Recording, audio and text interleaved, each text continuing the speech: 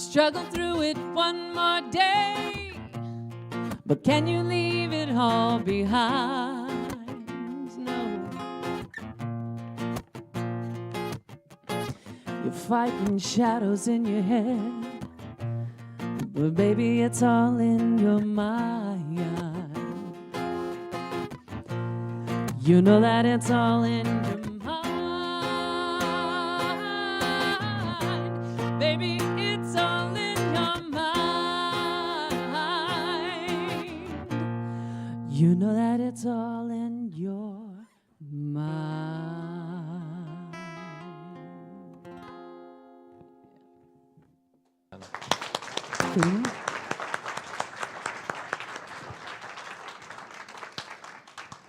Well, good morning, everyone.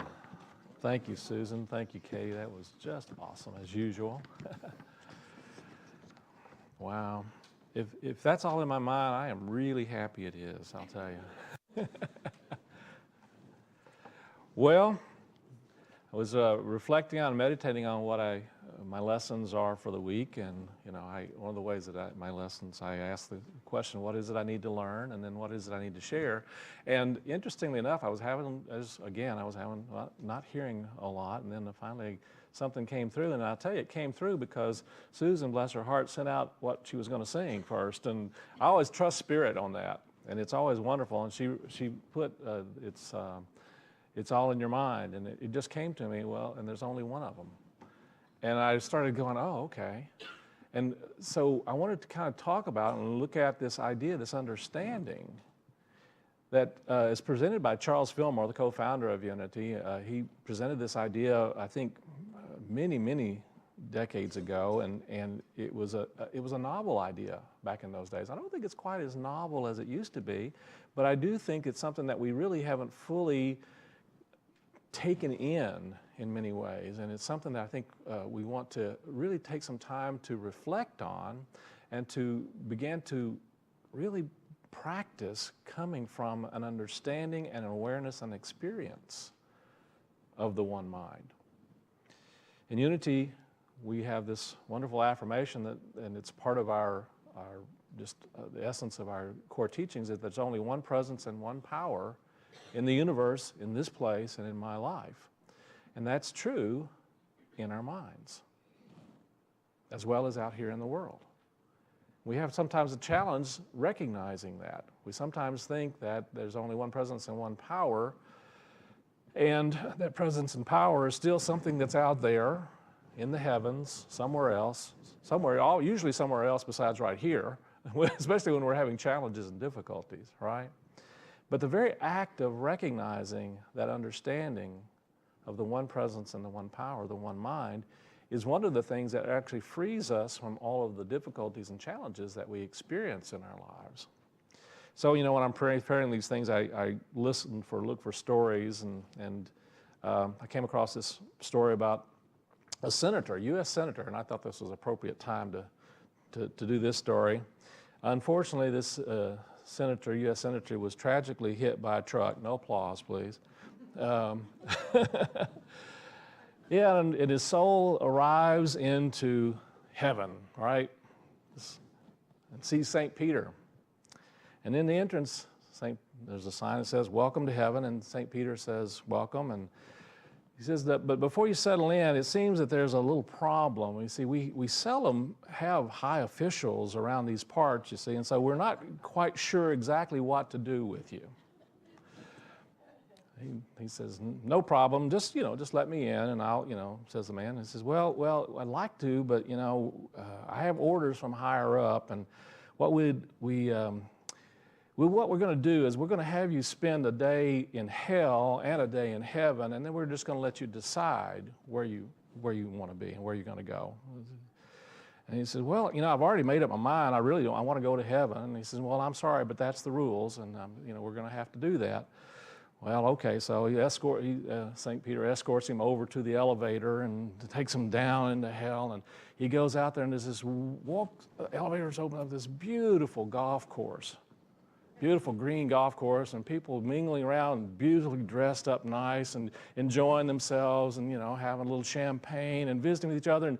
And the devil's there, and the devil's just the most wonderful, cordial guy, and is funny and just telling these wonderful jokes and having this great time, and everybody's just having a wonderful time. And, and he goes there, he's 24 hours, and he's just had this great time there, and 24 hours up, and he has to go back, and he gets on the elevator, and he goes back up, and St. Peter says, okay, well, now we're going to have you spend a day in heaven. And so he says, okay, well, so he goes into heaven, and there are people on this cloud, and everything is just really nice and wonderful, and everything is, people, harp music and all the, wonderful traditional ideas of how beautiful and wonderful, paved gold streets. And he says, well, he goes back to St. Peter after 24 hours, and he says, that's all really wonderful, but I'm telling you, those guys down there, they were having such a great time. I think I'm going to go and stay there. So St. Peter says, okay, fine. So, he goes to the elevator and lets him go down the elevator. And as he goes down the elevator, he opens the doors, and there's this dark, barren, wasteland. And he sees all of his friends there, and they're all in drags and tags and, torn. And the devil comes over, and he's this horrific looking thing. And he puts his arm around him and kind of walks him in. And the senator says, what happened? Yesterday, this was just a paradise. I mean, it was just beautiful. And he says, oh, yeah, well, that's when we were in the campaign season, and you just voted.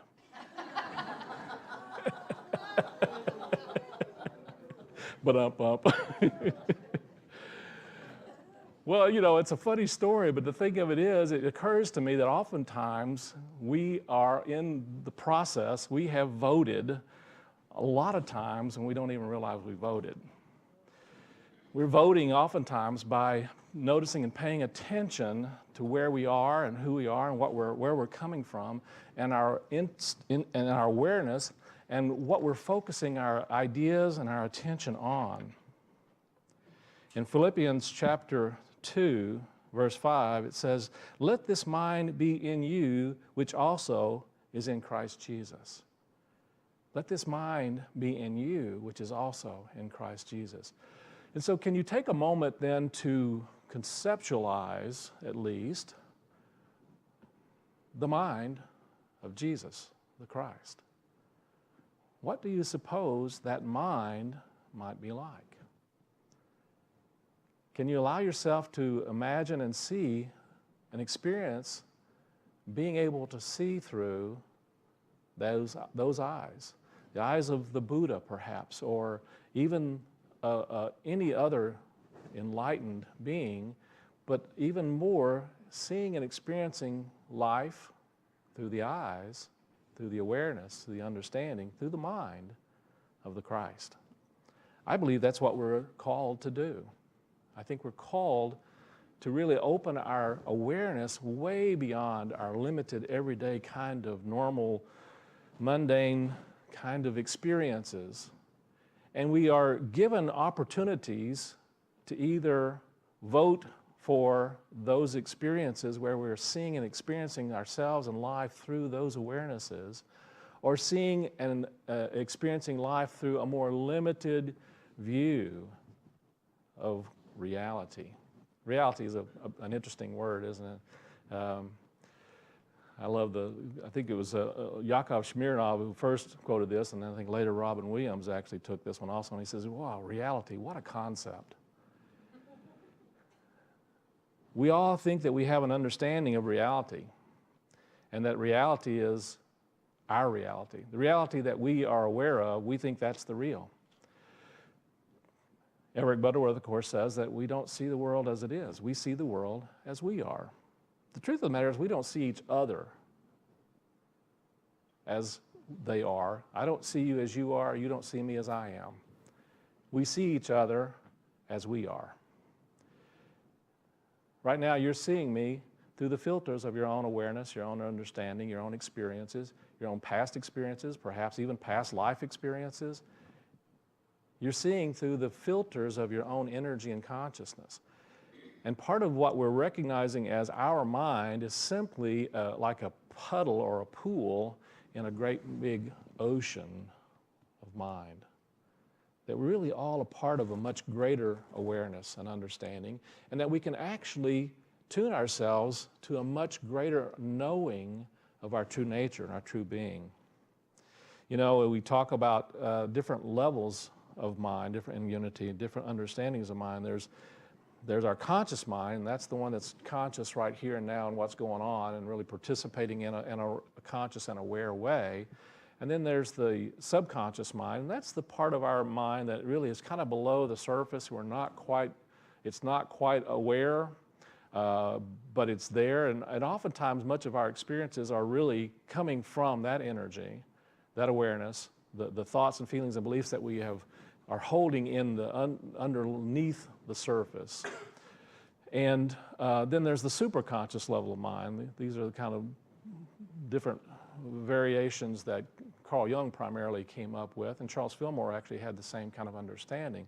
Superconscious level of mind really is that level of mind where we really do experience more of our connection with a larger understanding, a larger experience of mind. Ashley Brilliant, wonderful comedian, has a wonderful thing called Potshots, and he says, I'm still awaiting answers from my subconscious mind to questions that my conscious mind is assigned to it. And Alfred Newman says, germs attack people where they are weakest. That's why so many people have head colds. So it's, I think, valuable to understand that part of our spiritual journey is, it's kind of twofold in some ways. And this kind of came to me, is that part of our work in a spiritual journey, in a spiritual path, is to go out of our mind. Let me say it again. Part of our work is to go out of our mind. Part of our growth spiritually happens the moment that we go out of our mind. When we get out of our own understanding and point of view and ways of looking at ourselves and looking at life and looking at each other, and open ourselves up to a different understanding, a different way of seeing, a different perception, a different perspective perhaps. And so what I'm going to say to you is that I'm going to assign homework a little bit early, so your homework for this week and probably the rest of our lives is to go out of our mind. Now, when I say go out of our mind, I'm really referring to going out of the limited viewpoint, the limited way of understanding of who and what we are.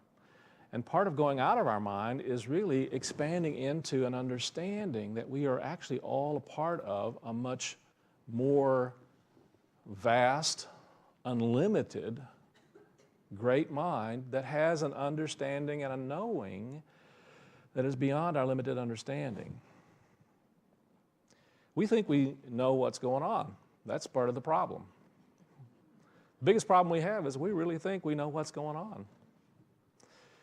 Came across this wonderful quote from Reminisce magazine, apparently. It says, I thought to remember that those who lose their heads are usually the last ones to miss them. And so part of our work is to let go of preconceived understandings of ourselves, of each other, of life, of the world, so that we can really listen to an awareness of the connections that we have on levels that are beyond the conscious mind. They're even beyond the subconscious level of mind, and tuning into a level of mind where there is an infinite understanding and wisdom that really is a part of our nature that knows the truth of our being and is able to really allow us to express more fully those truths in a physical way. So we move them from an awareness of the superconscious level of mind into an expression of either awareness, or sometimes we express them even without having a conscious awareness of them, and that can be also valuable as well. The one thing about this is that we can't really tap into the larger super consciousness of our nature, of our being, without actually going through our subconscious nature, that part of us which is not aware, doesn't really know what's going on underneath.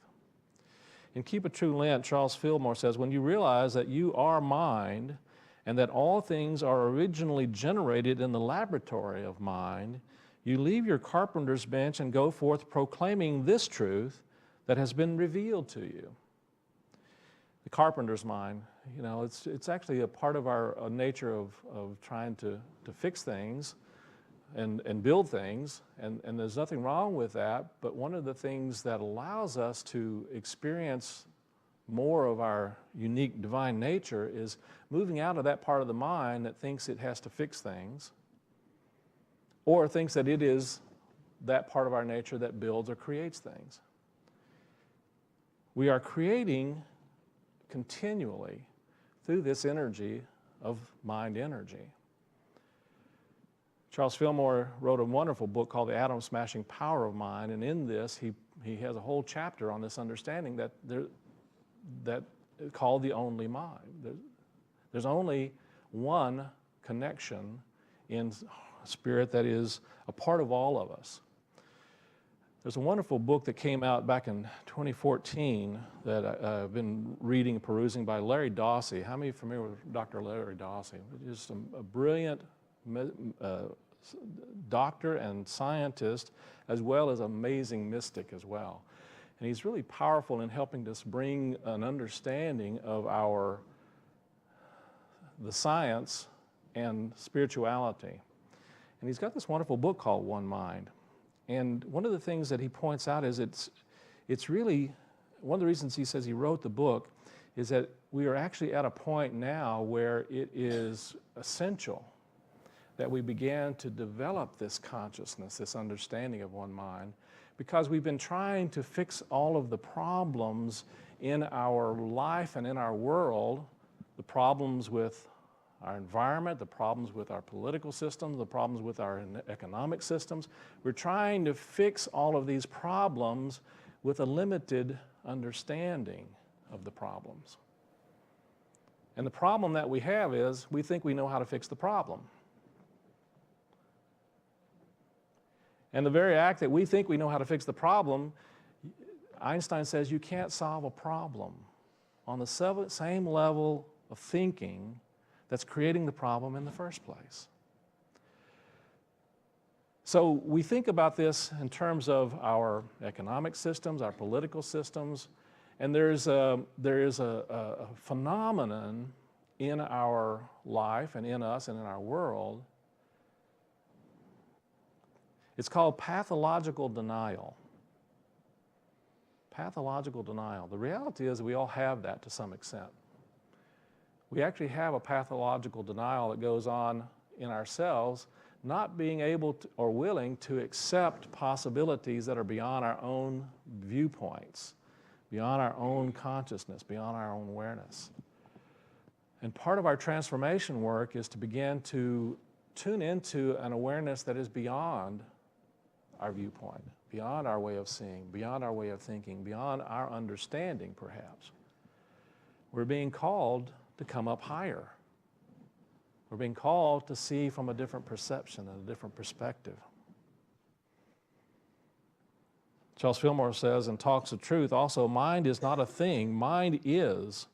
It is that which through orderly process produces the thing. Let me say that again because this is so valuable. Mind is not a thing, mind is. It is that which through orderly process produces the thing. One of the things Larry Dossey says in his intro of his work is that the challenge and the opportunity that we have is not necessarily going to be able to help people to get this connection, this understanding of the one mind through logical, rational reasoning processes. Interestingly enough, sometimes the logical, rational reasoning processes are one of the things that block us from being able to experience that, because our logical, rational thinking process says, my mind, your mind, their mind, and we think that they're all different, and we think that they're all separate. And that's an illusion. It's an illusion. We are all swimming in an ocean of one mind. had an interesting experience this morning. I was working on my lesson this morning, and I get kind of focused in the morning, as Julie will tell you. I get really focused, and I'm really reflecting and meditating and listening to awarenesses and insights and ideas, and trying to be open and reading also, and then also kind of pulling awarenesses together, and it all kind of comes together, to present to you. And as I'm doing this, I noticed that I was having trouble reading off of my computer screen, and I thought, well, I'm going to go do something about that. So I walk into the kitchen where Julie is, and she asked me a question. And I don't remember what the question was. I'm sure she doesn't probably either. But I could not remember why I went into the other room. I don't know why I went in there. I'm going, okay, well, why did I go in here? I'm looking, I came in here for a reason. I know I came in here for a reason. I think sometimes we are that way in life. I know I came to this life for a reason.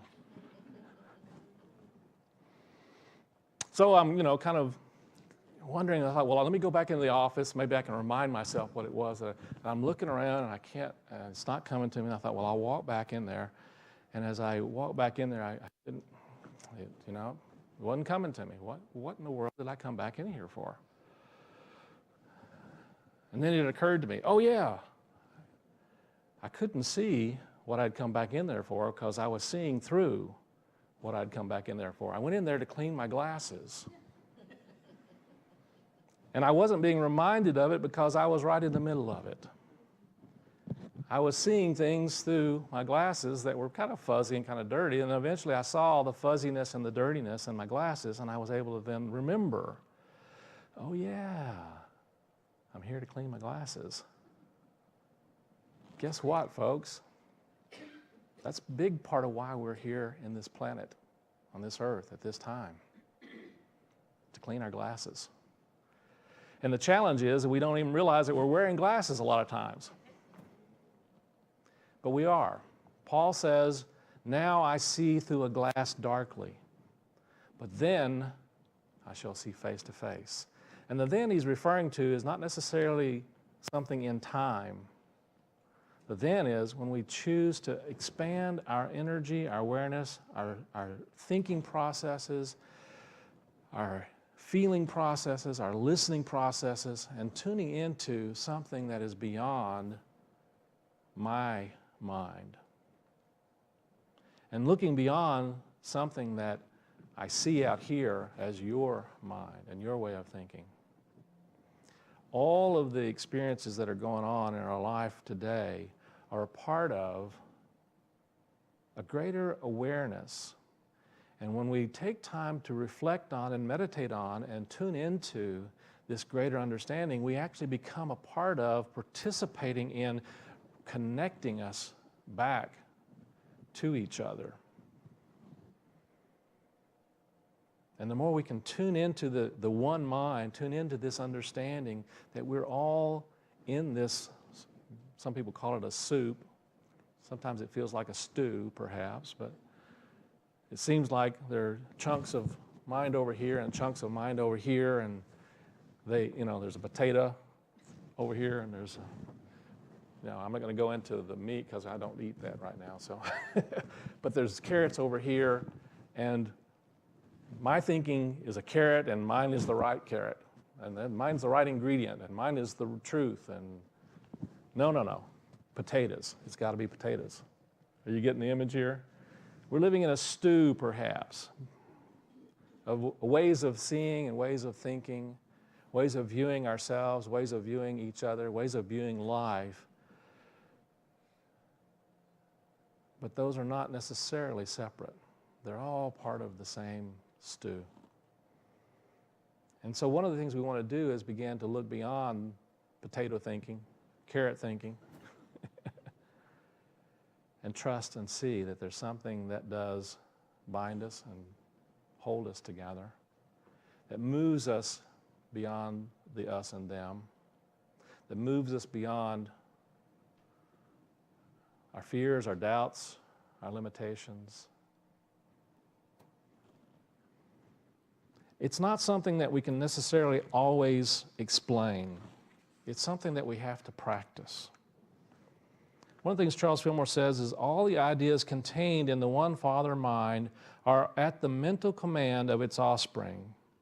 Get behind a thing into the mental realm where it exists as an inexhaustible idea, and you can draw upon it perpetually and never deplete the source. So here's what I get from that myself. I oftentimes find myself confronted with what I see as challenges, difficulties, problems, if you will. We're going to actually do a series coming up in a couple of weeks on an amazing and wonderful problem-solving technique. It's a healing technique, and I'm not going to get into it too much today, but I really encourage you to come and participate in it. It's based on a work called Zero Limits, and it's based on the ancient Hawaiian healing practice of Ho'oponopono. And Ho'oponopono is a very simple practice, but it really is very deep and very, very mystical. And a big piece of it is beginning to recognize this understanding that we're talking about today, that really we are all a part of a greater consciousness, a greater mind, one mind, and our parts in that. And so part of our work in doing that work is to practice seeing from that own understanding. And the more we can practice seeing from that understanding, we become a part of helping to create something more than our limited points of view, and actually something more than the limited points of view of life. And in the very act of doing that, when we began to tune into the understandings and experiences from the one mind, looking beyond our own limited belief systems, we draw upon an understanding of the ideals that are already in the greater collective mind of spirit. The ideals of unlimited life. The ideals of absolute abundance. The ideals, or ideas as Charles Fillmore says, the ideas of life, of health, of love. And the more we can tune into those as the reality and the truth of our nature and our being, the more we actually participate in bringing those forth through the energy and the consciousness of, quote, our mind. But we have to tune into those from the larger mind first, because our mind simply thinks that whatever we're seeing out here in the world is the reality. If I believe it, it's got to be true, right? And I'm going to suggest to you that's backwards. We think that our belief systems are what's true. But what we have to do is align our belief systems with what is true. And so when we're dealing with an illness, our belief system is the illness has a reality. Our illness, we give it a lot of awareness, a lot of attention. You know, we do our organ recitals. You guys know what I'm talking about? Our organ recitals, you know, you get together with a lot of folks, and next thing you know, you're talking about all the organs that you're having challenges with. That's called an organ recital, you know. We have a tendency to do that, and it's part of it is because we're trying to still connect with another person, but we don't necessarily want to connect with people on that level. Because the reality is, we want to tune into that part of ourselves where our whole being is alive with the divine. Our whole being is alive with the life energy that is spirit, that is whole, that is complete.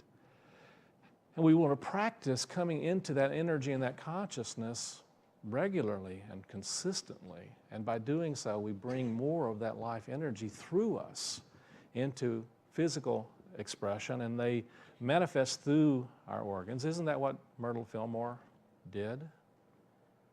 Myrtle Fillmore, the co-founder of Unity, had an amazing and wonderful healing from tuberculosis, and she began to do this with and for others.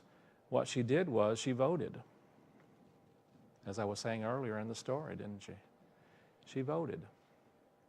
She made a choice. She made a decision for the kind of awareness and experience that she was going to focus on and put her energy into. And you and I are making that choice every moment of every day. And so part of our work and practice is to notice when we're making choices that are moving us in the direction of that life, that health, that wholeness. When we're making choices that move ourselves or each other, our partners, the people we work with, when we're helping to move each of us into a greater experience of the divine, as wisdom and understanding, as life, as love and care and compassion, as peace, as joy. So, you know, it's an ongoing experience, and it's an ongoing practice. It's not something that we do just once and say, okay, well, yeah, I meditated on the one mind this day, and that was kind of fun. That was cool. It was interesting, you know. I did affirmations a couple of times, and those, yeah, it didn't seem to do anything, so. It's not just a one-time thing, is it? It's a way that we come at and approach not only life, but ourselves and each other. Charles Fillmore in Jesus Christ Heals, he says, we become like-minded by entering into the absolute mind. In the absolute mind, there is only harmony. There's only harmony. So part of our work is to remove ourselves in some way from our limited everyday way of seeing and way of thinking. In Teach Us to Pray, he also says, the relation of our mind to creative mind may be compared to the relation of a radio receiving set to a broadcasting station. As we must tune our radio receiving set so that we will pick up waves from the proper station, so we have to acquire the ability to attune our mind to a divine mind. And so we learn by spiritual understanding the true ideas that exist eternally in divine mind. As I said earlier, we have a tendency to believe that what we see in others is the truth of their reality. But I'm going to suggest to you that's totally an error. What we see in others is the truth of our reality. It may or may not have anything to do with them. They are mostly reflecting back to us thoughts, ideas, awareness, belief systems that we have held in our little pool of mind. And when we're not really expanding beyond that, we're not able to truly see them clearly. Well, what are the wonderful avenues and mechanisms for helping us to move into a greater mind is to practice seeing through the eyes of this greater mind. In Unity, we call it the Christ mind. We understand that this is how Jesus saw us. Not as worthless sinners, not as limited beings,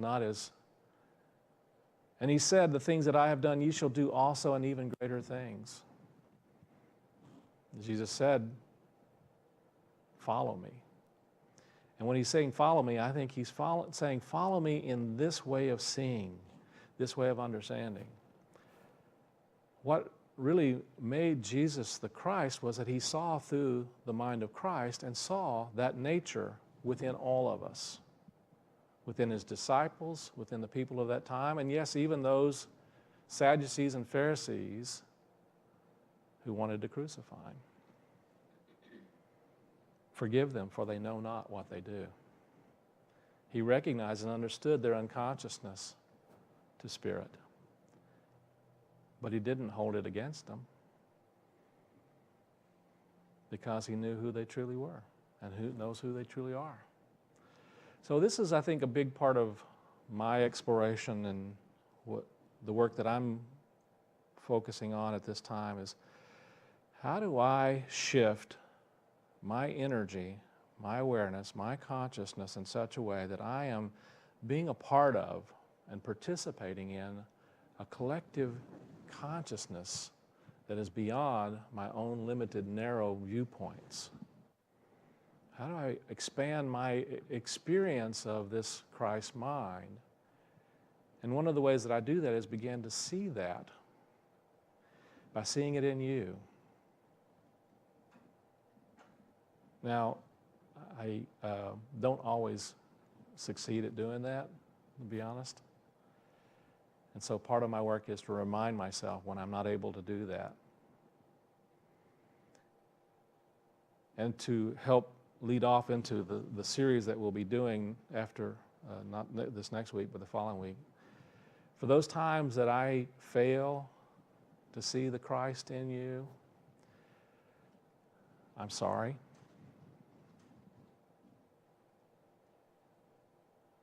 Please forgive me.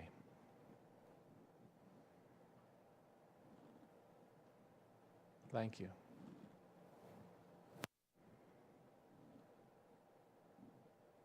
And I love you. Namaste. Stand and believe, trust and receive, and you will be taught to fly.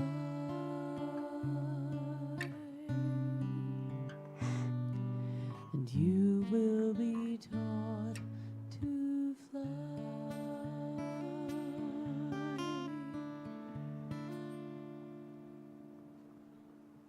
Just breathe into that moment, that awareness, that experience of letting go,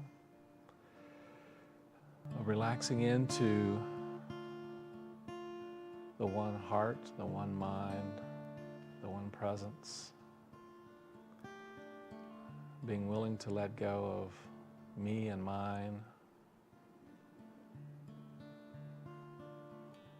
being willing to release the concepts of who we are so that we can truly see not only the world but ourselves through the eyes, through the heart, through the mind of spirit. To see and feel and know the wholeness and the oneness, not just of our individual nature, but all of humankind and all of creature kind, all of this wonderful planet that we call our home, all of this amazing universe that we are not just in, but of.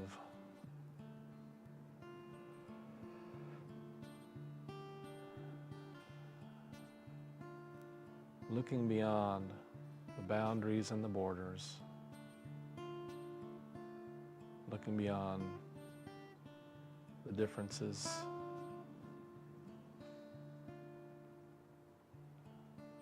trusting and knowing that there's a greater connection, a greater oneness.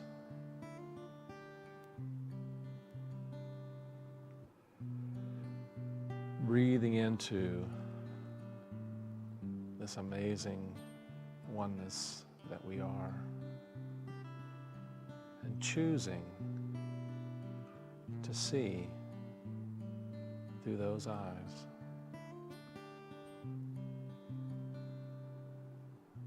Choosing to see life, each other, through the Christ heart and mind. Take a moment now in the stillness and silence of your being to immerse yourself in the one heart and mind.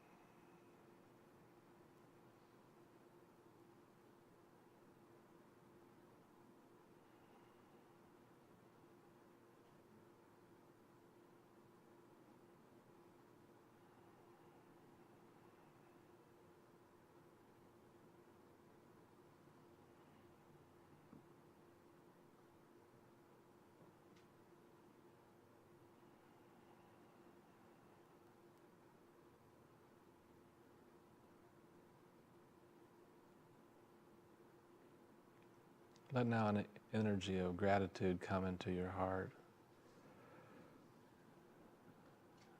reflecting and resonating and vibrating with the energy of gratitude helps us to connect, to move into a greater experience and knowing of our oneness. Thank you, Blessed Spirit. Thank you, oneness. Thank you, light and love. Thank you, Jesus Christ, for sharing that Christ consciousness with the world. Thank you, all enlightened beings, for helping us to lift our awareness, to see beyond the daily mundane thoughts and feelings and beliefs and judgments. Thank you for helping us elevate and see over the obstacles and to see the world through the eyes and heart of truth. Thank you. Take a nice deep breath. Give thanks. Be present here and now, looking outward and inward with the eyes of the One. And so it is. Namaste.